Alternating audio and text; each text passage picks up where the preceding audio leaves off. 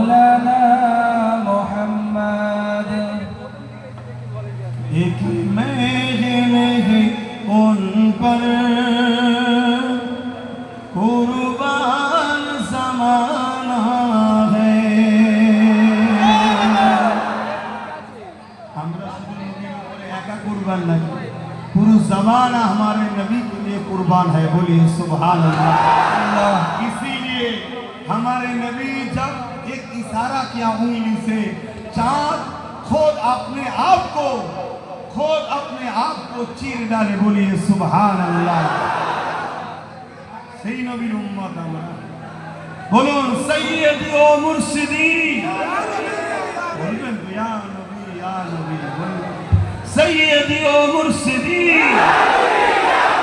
আরো খুশিতে সৈয়দ ও মুর্শিদি, সৈয়দ ও মুর্শিদি, হাত উঠাকে বলো সৈয়দ ও মুর্শিদি, সৈয়দ ও মুর্শিদি। লব্বাইক